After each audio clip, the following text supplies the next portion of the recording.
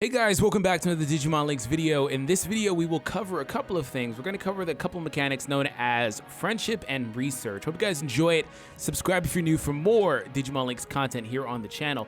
That being said, friendship is a very important statistic in the game.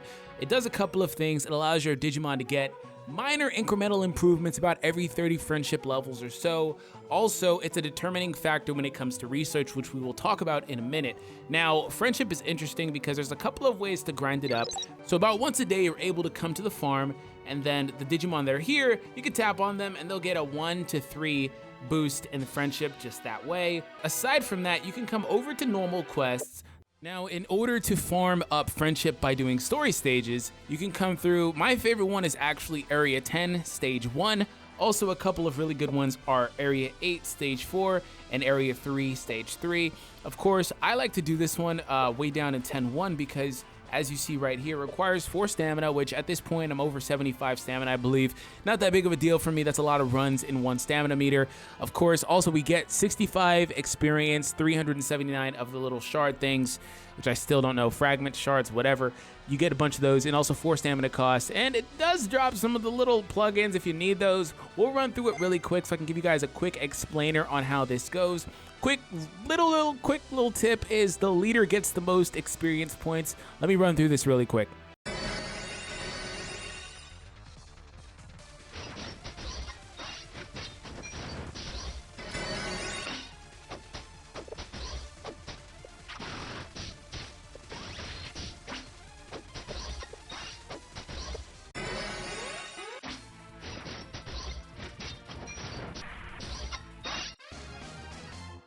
So on average, the runs take about a minute or so for this stage for me.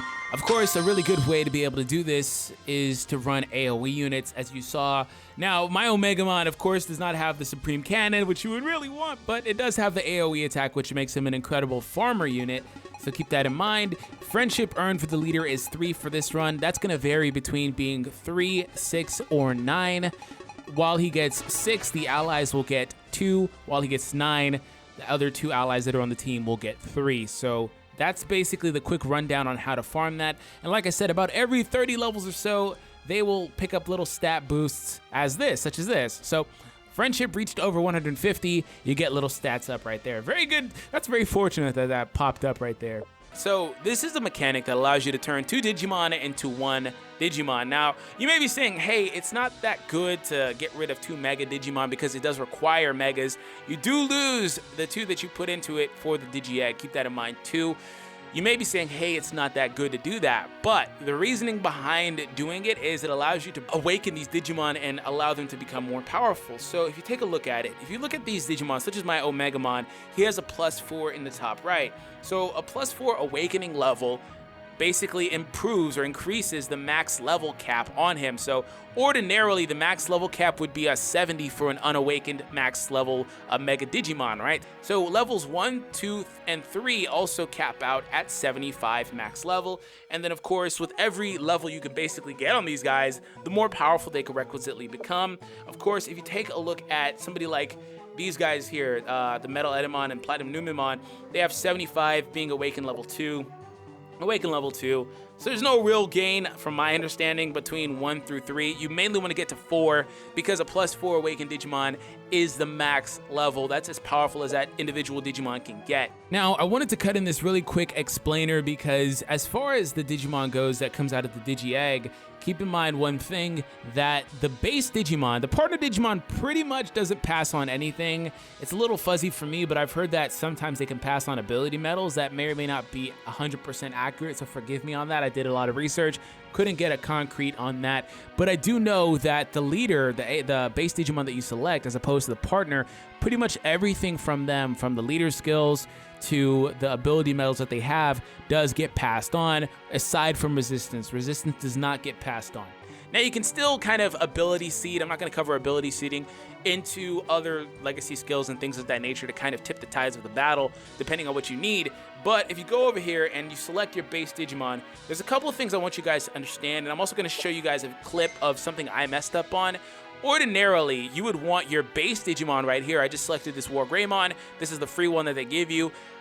you would ordinarily want him to have max friendship, because if you combine it with another mega, as you see here, it doesn't really matter which one, the egg in the bottom left automatically gets a +1 stat.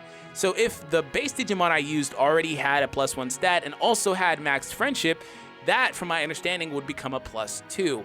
And then from there, if you do it again, max friendship, while that Digimon has +2, once you've trained it back up to being a mega, then the next one will be a +3, and then again +4. Of course, that means you get the Digi-Egg. It starts off as an in-training Digimon. You train it all the way back up to being a mega again, and then you can proceed from there. Now, one thing to keep in mind before I proceed is that the in-training level Digimon into the rookie Digimon and into their champion and then ultimate and mega forms, every awakening that they have, the certain amount of needed shards and fragments and things of that nature does increase. So they need a little bit more evolution material, pretty much. So keep that in mind. I'll show you guys an example of that in a minute, because what I want to show you guys really quick is a mistake I made.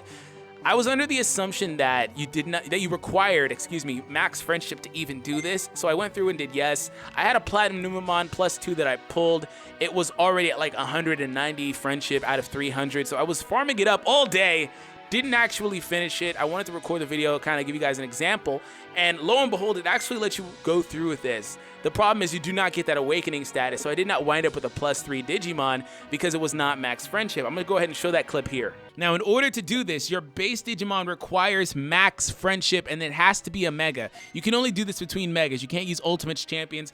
The Digimon will have to have max friendship. So I can't actually do this. It won't let me. So pretty much what will happen is you will lose the other Digimon as well. Are you sure you wish to begin the research? After research, the Digimon will revert to a Digi-Egg. You will lose both of them. Now, of course...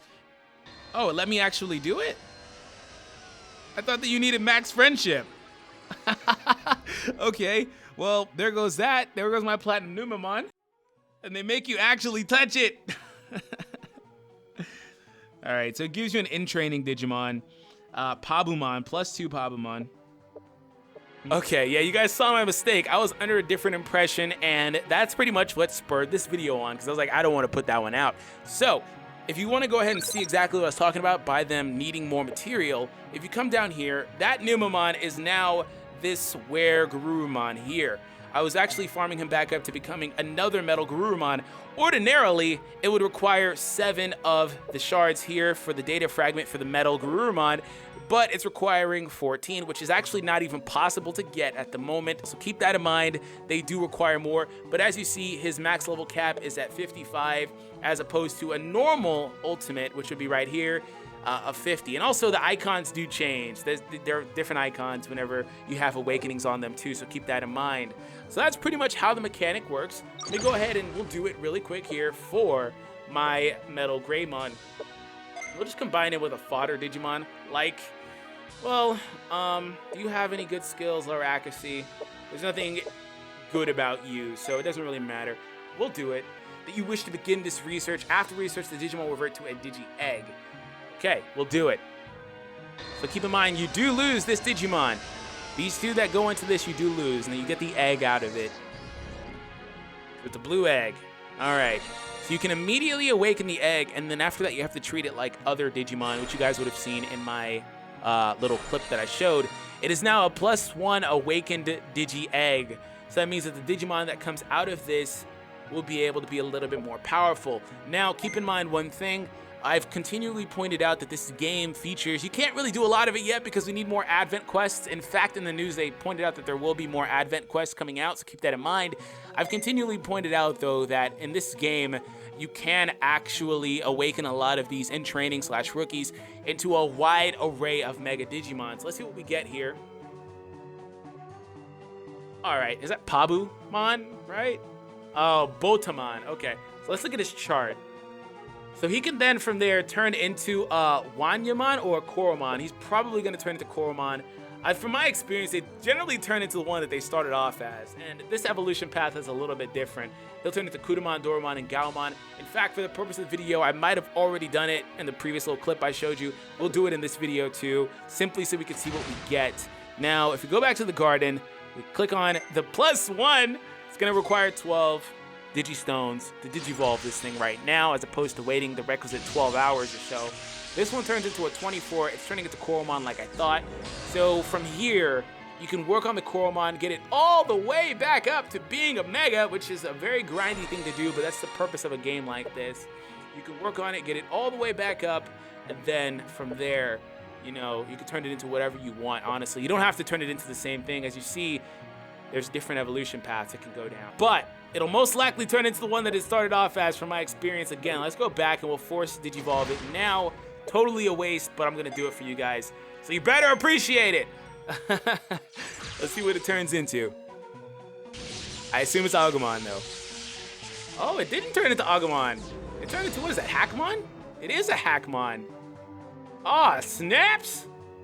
A +1 Hackmon. That's totally different because I actually have a really good legacy skilled Hackmon.